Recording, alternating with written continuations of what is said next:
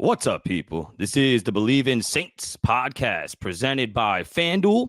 I am Mario Jerez, Spanish play-by-play voice of the Saints, native New Orleanian, member of the Saints Hall of Fame Selection Committee. She is my co-host, Erin Summers, season reporter covering the NFL as a whole and the New Orleans Saints for a number of years. Erin, good morning. How are you? I am doing great. It's going to be fun to talk about some of these Hall of Famers that are going to get inducted here in 2026. It's always good bringing up some of the best players and talking about what they did on and off the field. And then, of course, there's still a ton to break down when it comes to the current team, what we saw during camp and offseason training, and what's ahead. And it's an exciting part of the offseason. You got training camp coming up, which is kind of a step above minicamp. You see a little bit more contact, a little bit more high speed. And we're slowly but surely getting closer to the preseason and then actual games. So that definitely makes me really happy. And coming up on the show today, we will talk OTAs. We'll discuss which questions were answered after all those practice sessions. We will give some much-deserved props to both Terron, Armstead, and Mark Ingram as they're the latest members of the Saints Hall of Fame. And towards the end of the show, we'll get ready for training camp. I want to preview some position battles that might be going on offense and on defense. So we'll get into all of that.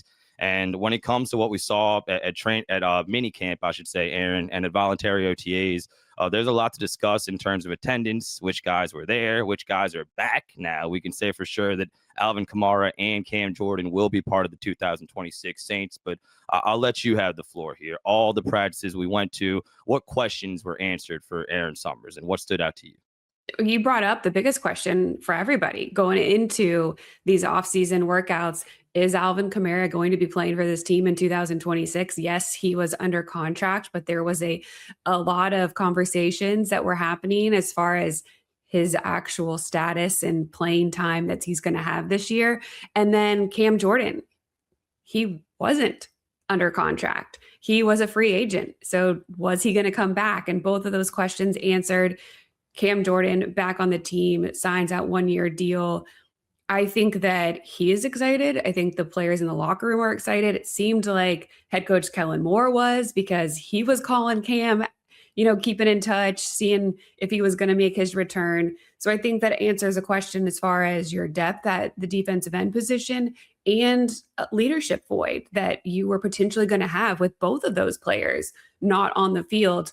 Those are two strong voices in the locker room and examples of what you want out of a teammate and a player.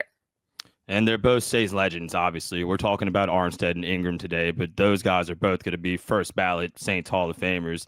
And to your point with Kellen Moore, talking about them being so complimentary and then them finally being on the same page, like that's a big deal for me because they're back on the team, but it's not in the same roles that they were in before, right? And as we get in the training camp, I think it's time to, now that that's settled, start talking a little bit more about the guys ahead of them in the depth chart, because those are kind of the guys for Kellen Moore and Mickey Loomis going forward. When you talk about Chase Young on defense, I'm really excited to see what he can do this season, following up from his double-digit sack last season, and having Cam Jordan by his side, not just on the field, but in the locker room throughout the season, I think will go a long way as he tries to kind of take that next step as an NFL player. And then with Alvin, it's really nice to see him be so cool with sharing the backfield with Travis Achan. In that situation, I think a lot of guys would have their feelings hurt, practicing with the twos like we talked about last week throughout practice. That was kind of an unusual sight, but it's good to see those guys are filling into their new roles, and they're there ultimately to supplement guys like Chase Young and Travis Achan. So I'm glad it's finally all coming together, and I'm curious to see how it goes and how it looks like going into the season. When it comes to both of these players, Cam Jordan and Alvin Kamara have absolutely done historic things for the franchise in terms of their personal stats, but both of them want to win above everything else. So Cam Jordan and AK coming back to contribute however they can to a winning season, and hopefully we see that this year. That is what is going to matter most in terms of them being on board with that, because the way that they carry themselves this year, it permeates the locker room. If you're not happy with the role that you're in, people can feel that. And I think both of them coming back, saying that they're here, they want to do whatever they can to help the team, in whatever role that is huge. But you look at the numbers as far as the run game went last year, 28th total rushing yards, 31st in yards per carry, 27th in rushing touchdowns. I mean, there is a need for this team to take a step forward on the ground. And I think AK knows that, right? Like, you bring in Travis Achan, you bolster the offensive line by bringing in David Edwards at left guard. Those are things that you're doing to improve those numbers. And I think Alvin can get behind that because ultimately, again, for him, he wants his team to win. Yeah, and he could still help the team win games. I think that much is still clear, although he's a little bit later in his career. And the Saints know that Jordan Tyson could also help them win games. That's why they invested in him so heavily with that top 10 pick. But we do have to talk about, his lack of participation a little bit. And for what it's worth, Aaron, we were both at the practices. He looked like somebody who really wanted to participate 100%. He was always going full speed. He was kind of dancing even when he wasn't involved. That tells me that he just wants to be moving around. He just wants to be engaged. And we've talked about this a little bit, but now going into training camp, as the plan is to have him ready for training camp. That's what the coaches have said. They've been consistent, and they're limiting him now, but they want him to be a full go. The injury concerns, the negative conversations around Jordan Tyson aren't going to be quelled until he plays in games. That's just the reality of the situation. But that being said, I am excited for training camp and hopefully being able to see him get a little bit more involved. I mean, you can start with wide receiver Chris Olave as well. Both of those players were limited throughout the OTAs and even this mandatory minicamp that we saw last week. Your number one and number two wide receivers not being full participants is not something that sits well, but we are very especially with those guys and the narrative around those two guys in particular. Right, because they do have that injury history, but that is why they're implementing this programming for them to ramp up to be available for the season when it matters. I would be a little more skeptical if we see a lot more of these limited practices during training camp. We're not there yet, but hopefully they can continue to maintain whatever plan they're on and come into training camp fully healthy, and they're able to be full goes there, because I think it's really important, especially for Jordan Tyson as a rookie, to be able to get those reps with his new teammates, the new system, and just get up to speed, not even just as far as physically, but speed of the game is a little bit different in the NFL. 100%. And that's what's catching our attention on offense. On defense, the reality is the Saints are going to have to replace a lot of production. Demario Davis walking out the door, going to the Jets, Alontae Taylor getting the bag from the Tennessee Titans. That's a lot of tackles. That's a lot of sacks to replace. But we're at least getting a vision on how the Saints want to replace those guys in terms of how they're lining up, who's going to be starting. It looks like Jonas Sanker is going to be the guy at slot corner, star, whatever you want to call it. And then replacing Demario Davis, not just on the field, I think his presence too, it's going to have to kind of be by committee. Obviously, you bring in Caden Ellis, who can do a lot of good things, especially as a pass rusher, but it's not really a 1A, 1B replacement in terms of skill sets. So I think in terms of production and leadership, they're going to have to kind of collectively replace Demario Davis. It's not going to be just one guy, but we're at least getting a vision on how the Saints want to do that after watching these practices. In terms of leadership, I think bringing back Cam Jordan helps a lot. That you're not losing two big voices in the locker room between him and Demario Davis, but then bringing Caden Ellis back, who already has relationships with some of the players in the locker room. He obviously has like the institutional knowledge. He's been a Saint before, and he comes in a more productive player than he was when he was here prior. He started in Atlanta and had a lot of success there. So I think he's ready to take on even more of a leadership role, and we'll see that from him. I'm not as concerned about the linebacking core as I am the cornerbacks, and especially when you start to dive into the depth, because you have Kool-Aid McKinstry and Quincy Riley. Quincy Riley, he's only played one season. He's his second year back now in the league, and you're going to rely on him as your outside corner. He was surprising last year, I think a lot better than people anticipated him to be, but is he ready for those the full-time reps on the outside and to hold you down out there. And then you're going to throw in another second-year player who's starting a brand new position in Jonas Sanker, who is a safety. He slides into the slot. Like, that's a lot to ask of him too. But then who's filling things out after them? Yeah. Isaac Yiadom, he's on the tail end of his career. I think, he is viable backup, but I don't think you want him to be your number one option if somebody gets hurt. Martin Emerson Jr., TJ Hall is a rookie. Julian Blackman, he's been kind of moved into that slot position as well. Jaden Price, and I want to mention this because he was getting some slot reps as the cornerback that was moving in there. But I saw him in the locker room last week and he has a boot on his left foot. So we didn't see him participate in minicamp. We knew he was injured. Whenever I see a boot, I get a little more concerned. So I don't know how his status is going to be come training camp and if he is going to be an option. So yes, the depth at cornerback, you really have to nail those three positions with Kool-Aid, Quincy, and Jonas. They have to work and they have to stay healthy. That's a fair concern. And honestly, I might be a little bit higher on the second year guys than you, Sanker and Riley, just based on what we've seen. But you're still right about the lack of depth. Like we're so optimistic about this team, and especially the first 11 on each side looks good. But specifically offensive line and in the secondary, if you get one or two injuries there, you might be flirting with a little bit of disaster. Like that's not going to be a good thing.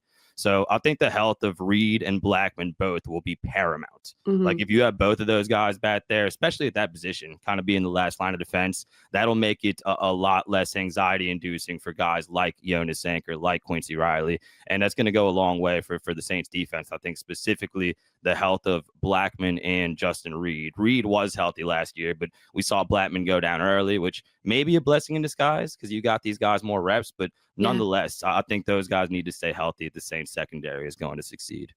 Absolutely. He had that labrum injury week 1, and we didn't see him the rest of the season. But if he's your starting safety alongside Justin Reed, then he's not an option at slot to move in there. That's what happened last year is you started having to move a lot of the pieces around, not where you were wanting them to be to start the season because of injuries and how they started to pile up. So hopefully that is not the case. I will say an outlier could be Lorenzo Styles because he played the majority of his reps in the slot at Ohio State. So he could be somebody that emerges later in the season as he gets more comfortable. Yeah, hopefully so. But either way, having this discussion, really impressed with what Brandon Staley was able to do last year with a lot of rookies and a lot of moving parts. And I think the Saints defense is a little underrated heading into 2026. But obviously, most of the conversation is going to be around the offense as we squeeze a little bit of Tyler Shutt dialogue in here, Erin. I thought it was interesting looking at his total for passing yards over at FanDuel. They have him over under 3,600, right on the dot, like actually 3,600.5 passing yards. So he'd have to get 3,601 for your bet to hit here. And for what it's worth, just using common sense, using simple math, I think this would be a pretty good play because to get to 3,600, he'd need to average a little bit more than 211 yards per game for a full season. Remember, he didn't start the full season last year. But in those 9 games, he averaged 216 passing yards per game. And if this number was closer to 4,000, I don't think I'd really mess with it, Erin, because I think they really want to get the run game going. And I think Tyler Shutt might be a part of that. Want to be careful, health reasons, but I could see some designed runs and stuff like that for Tyler Shutt. So I think this is a very fair number. I would definitely lean towards the over. But do you think Tyler Shutt can get to 3,600 yards in the second season? I think that he can because he's going to have, hopefully, a starting offense around him. Your number ones, your healthy offensive line, Olave, Tyson, your tight ends that you want to get in on the passing game, the running backs that are capable as well. That's going to be very different than what we saw him work with the second half of the season last year. So when he has, your projected starters around him, I think that they are going to have the ability for especially some more of those deep threats. I think that they still want to keep that in their arsenal, even though you don't have Rashid Shaheed on the field.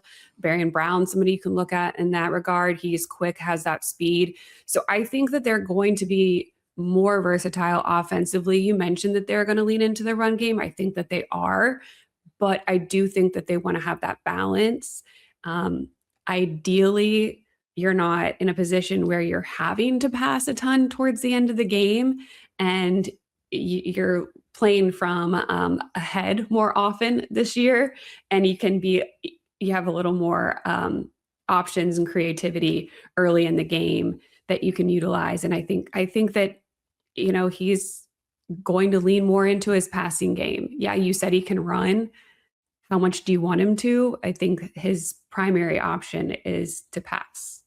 For sure. And for that reason, we both really like the over 3,600 pass yards for Tyler Shuck. And I liked your observation at the end there, starting games better. The Saints were awful in the first quarter, especially on offense, like no other way to put it. So definitely want to start faster this year, both in games and in the early part of the season. You know who was not awful?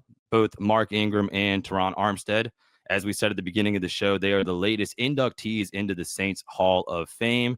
And I also want to give a shout out to Sal LaRock, who's the latest recipient of the Joe Gamilli Fleur-de-Lis Award. I know Mr. Sal. He's ran the Superdome press box for a long time. Always makes sure it's efficient and humming as it should be, and always putting a smile on the face of all the media members. So shout out to Terron, Mark Ingram, and of course the latest recipient of the Fleur-de-Lis Joe Gamilli Award, Mr. Sal LaRock. Everybody that walks into the press box knows who Sal is. He greets every single person with his own unique way. Every time I walked up there, he's like, "Oh, the sunshine has arrived. We can start the day." Like every time. And I'm like, "You're so kind. I appreciate you so much." And it made me happy. It made me smile. And that's just who he is. He's trying to make everybody's day as good, smooth as possible, running the ship up there in the press box. And I'm so glad that he got this award. I got to give him his flowers too, because yes, everybody knows the players on the field. They don't always know the people behind the scenes. And he is a huge part of our game day experience when we go to Saints games, and making it smooth and fun for all of us as well. Well said. I can't call a game without getting my fist bump from him in the press box before I walk into the booth. Just shout out to Mr. Sal. And I'm really excited for this conversation, Aaron. We've talked about it before. I am on the selection committee who votes on these guys and inducts them. And a lot of times it's guys that played well deserving, obviously, but they played in the 80s and the 90s, early 2000s. I kind of had to go back and do my research and watch highlights of these guys. But you and I both covered these guys professionally, and they were both a joy to cover and to watch, starting with Terron Armstead, 6'5", 304 pounds. Although if you look at him, he doesn't look like he'd be over 300 pounds because he's just so lean and toned, but those are his measurables. And he played 9 seasons for the Saints, 2013 to 2021, a third-round pick out of Arkansas Pine Bluff, arguably the greatest player to ever come out of that school. And durability was really a strength for him, Aaron. 93 of 97 games played at left tackle, 9 playoff games with the Saints. And as far as his legacy, I think he is just a model of consistency and toughness because he played through a lot of injuries. I remember that divisional round game against the Eagles. He had just gotten a torn pec like 3 or 4 weeks before that game, and his pec was still really swollen. It was purple. He had to wear like a big brace just to play in that game, but he still went out there against a really good Eagles defensive line and did his thing. And one more Terron Armstead story or memory that I had to fit in here. I'll never forget his rookie season. It was 2013. He had just taken over for, I Bleav it was Charles Brown, who got benched in the game before. And he had to go up against Greg Hardy and the Carolina Panthers. And honestly, Aaron, it didn't go very well for him. He gave up 3 sacks to Greg Hardy all in the first half. But after that game, something flipped. And you could tell that not only did he bounce back from that bad performance, but he watched the film that was probably really hard to watch. He identified his weaknesses. He went out, worked on them, and now he's a Saints Hall of Famer. So that's something that's always going to stick with me. And one more thing that I had to mention, he actually reached out to Will Campbell of the Patriots, rookie left tackle out of LSU. Our whole audience knows him. He really struggled in the Super Bowl, didn't have a very good game. And when I was watching the game, it reminded me of maybe this is his Terron Armstead moment. Maybe he's embarrassed right now in front of the world, but he'll come back, work on his weaknesses, and become a great player. Terron Armstead reached out personally to Will Campbell after that Super Bowl and offered to train him, actually identified some specific stuff he could work on, like bracing for contact, not having the right footwork. And it's unclear whether he actually went and trained with Terron Armstead, but he definitely reached out to him and he definitely wanted to help him. And I thought that was awesome. So I think that's his legacy with the Saints, and definitely very well deserving of being inducted into the Hall. Yeah, I mean, that speaks to the person that Terron Armstead is, that he not only wants to be as successful as he can be personally, but he wants to help other people. And he did that since he stepped foot in the Saints locker room. He saw Cam Jordan going out every Tuesday, doing his school visits, and Armstead was like, can I come? What do I do? How do I get involved in the community? And so he started doing it as well. And that desire to give back, I think, shows you just how much he values where he came from and his journey, and how he wants to help other people get there as well. He didn't have any offers. He went to Arkansas Pine Bluff, but he made that phone call in the bathroom stall. Like, he told that story Wow. when he was getting inducted, how he was basically begging them to take him to walk on and give him an opportunity there. And that was it. That was his opportunity. That's all he needed. And continues to do so much in the greater landscape of the game of football and the NFL. He's all over the place right now doing media, and rightfully so. He's great person, great talking about the game. He's got tons of personality. So it's been fun watching him lean into that part of his career as well. But he loves the Saints, true and true, wanted to retire, as a Saint, despite going to Miami for a little while. And I think that he is well deserving of this honor. Yes, well said. And if you ignore the existence of Trevor Penning in a few years in between there, man, the Saints have had a great run at left tackle, going back to like 2006 from the players they had at the time, and now with Terron Armstead and Fuaga and Banks coming in, like, they've just had a really, really good run there. Shout out to Jamal Brown. That was the name that escaped me for a second. Jamal Brown to Bushrod to Armstead, and now the guys they have now, they've had quite a run there.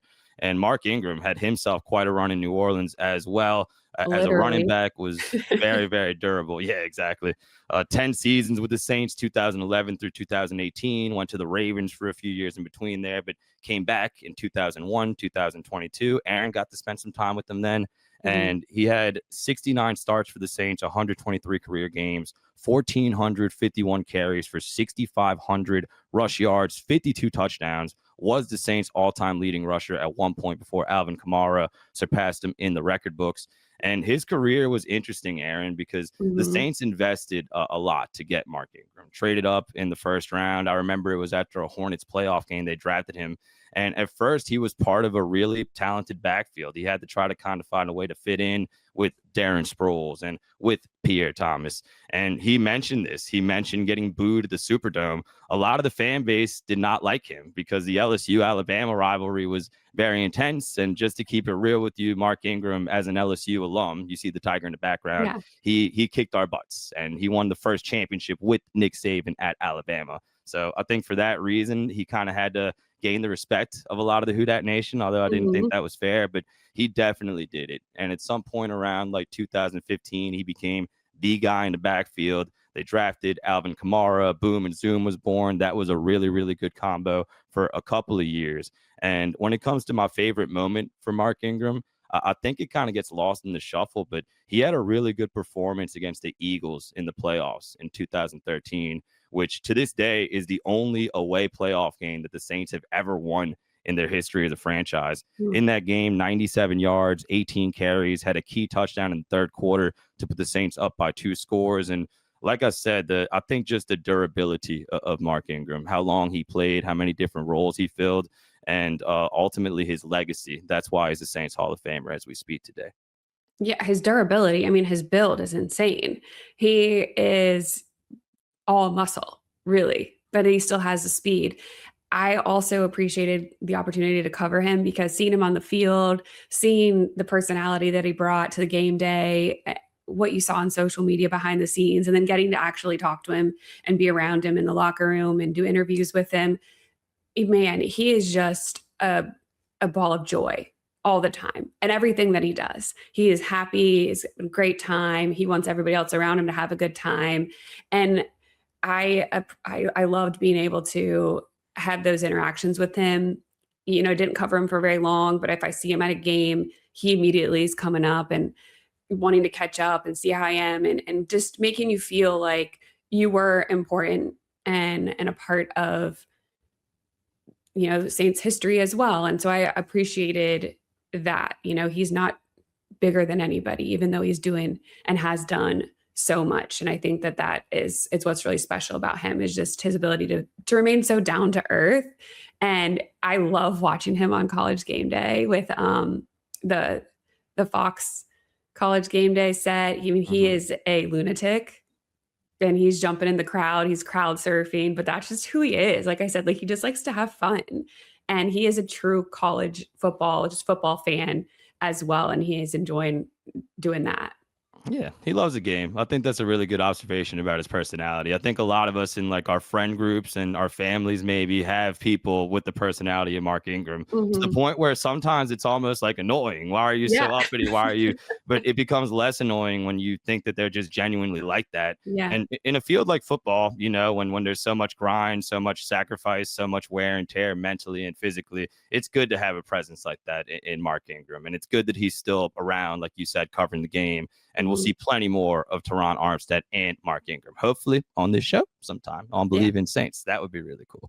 So looking forward to that. Shout out to both Mark Ingram and Terron Armstead, the newest crop of the Saints Hall of Fame. All right, moving on in the show here. We'll talk more training camp, obviously, as we get closer into the offseason. But just kind of surface level here, Erin, I wanted to identify some position battles going into camp and ask you what you think about each one. And I'll just run through the list here. Maybe we can go through the details later. But I think the first position that we need to discuss is kicker, because I think this is definitely going to be a competition with the addition of Tanner Brown now.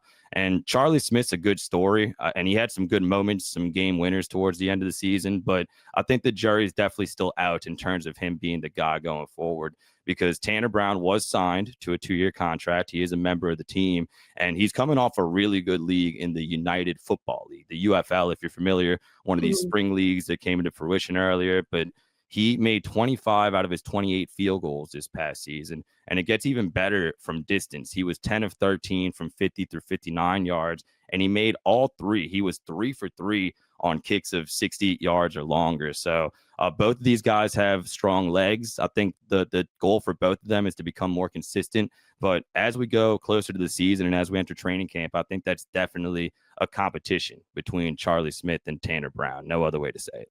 Yeah, and unfortunately, this happens where you have new people that come in. I think that Charlie Smith was one of Darren Rizzi's guys. He really liked Charlie, and he was really backing him. So now you kind of open up the floor a little bit and evaluate if you can upgrade at that position. And it's no slight at Charlie and what he's been able to do. The consistency, I think, has been the biggest question mark with him. He's clearly got the distance. But yeah, that's going to be an interesting battle to watch throughout training camp. I think we're going to see the battle as far as we've talked about depth in a lot of different areas. I think running back, who's going to come in as that third back, and then behind Chris Olave and Jordan Tyson, who is going to fill out the wide receiver room as well. That's going to be interesting to see, because there's so many options, and it's potential that you keep 6 wide receivers on the roster, which is so. Yep. Yeah, I mean, that's kind of on the high end that people keep, but you can make an argument for that for sure. Yeah, behind those two guys, Olave and Tyson, I think that's going to be a lot of fun to watch. And the preseason this year, at least as a broadcaster, somebody who has to call the games and try to make them sound exciting, I'm way more looking forward to it this year because of all the numbers of wide receiver, and also because of the battle for a backup quarterback. I think that's also something that's legitimately a competition, because this is a pretty young room. We know that, but at least both of these guys had started games in the NFL. Spencer Rattler and Zach Wilson. And I know the win-loss record isn't really good, but just like we're talking about with Tyler Shuck, more complete team, better offensive line, more talented receivers, that would be the case for either of these guys if they had to step in for Tyler if he suffers any injury or something like that. So that's something that I'm definitely looking forward to. I think right guard needs to be mentioned as well, Erin, and I welcome an opposing viewpoint if you don't agree with me. But I think Saints fans sometimes are a little too hard on Cesar Ruiz. And I've seen a lot of discussion about Jeremiah Wright potentially replacing him. Maybe that'll be the case. I don't want to sell Jeremiah short. He can, get hot and maybe establish himself as a starter there. But I think early on, he'll be more for like jumbo sets. He'll be like an additional blocking tight end as the Saints try to get better at running the football. I think Cesar Ruiz suffers from a lot of the same things that Andres Pete did.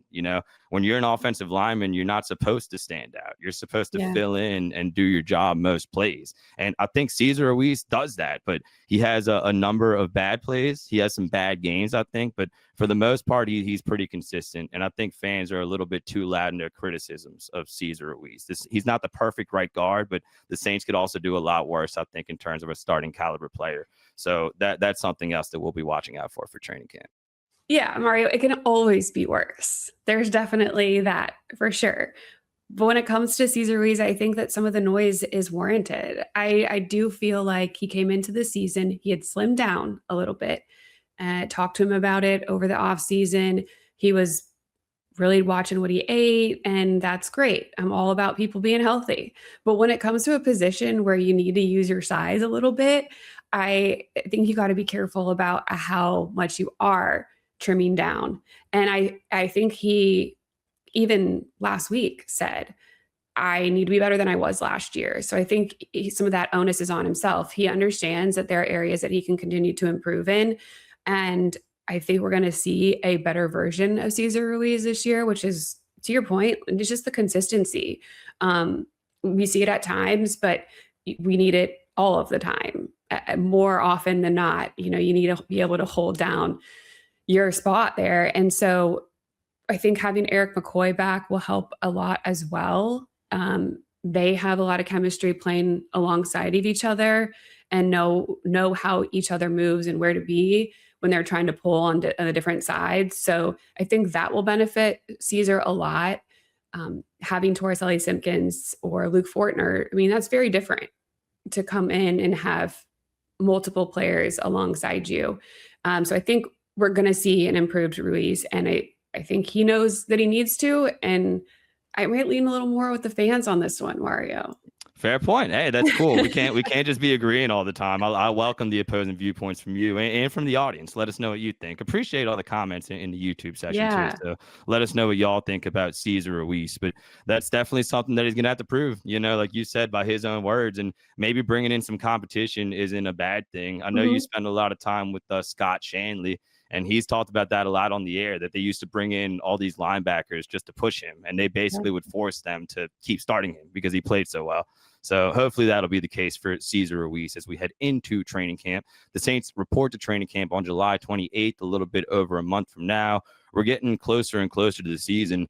And if you look at the odds on FanDuel, Erin, I love doing this, not because I love placing bets, but because I love figuring out what the sports would think of teams. I think it's a good objective barometer, just trying to speculate where these teams will land this season. And looking at the NFC South odds, it's interesting because they've fluctuated a little bit. I did this segment, the same segment a couple of months ago, and they had the Bucs as the betting favorite, the Falcons as the second most likely team to win the NFC South, followed by the Saints, followed by the Panthers, who are the defending champs. As it sits today on June 24th, the Bucs are the betting favorite to win the NFC South still, plus 200 odds, about 2-1. Then the Saints are right behind them, plus 260 odds, the second most likely team to win the NFC South, according to FanDuel. The Panthers continue to get disrespected. They're plus 300, third longest odds, 3-1 pretty much.